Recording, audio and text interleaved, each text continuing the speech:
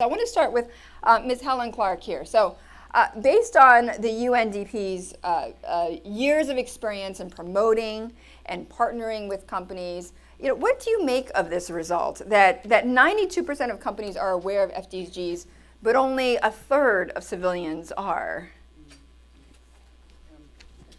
I'd like to stand because it's easier and there's Absolutely. a lot of people down the back. But firstly, I'm really encouraged by that finding.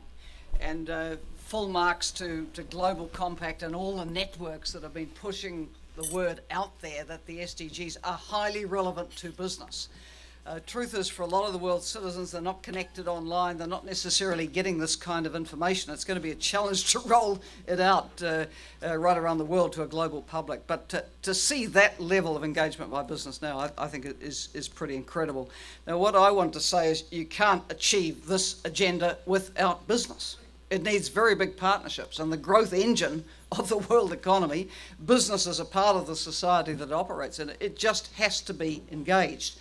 Now, in the roundtables over lunch, there's going to be discussion around some of the issues that are important in Goal 16, around the peaceful, inclusive societies, the rule of law, and the effective and accountable institutions. This matters to business, because business is attracted where there's a solid enabling environment and basic rule of law, commercial law, dispute resolution, peaceful and cohesive societies. It's pretty important to business. Look, in our experience, we have very, very positive relationships with many in the private sector around the world. But it's not, and I want to stress, for us it's fundamentally not about financial contributions that business makes to UN agencies. It's about shared value.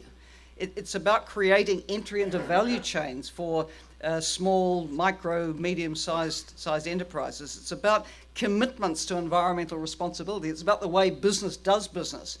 Is it inclusive? Is it sustainable? That's what really motivates me to come to an audience like this, which is switched on and sees the benefit of these goals.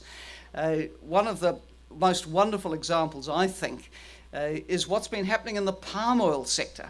It's been a sector which has struggled with the fact that a lot of the product has been procured from land which was deforested.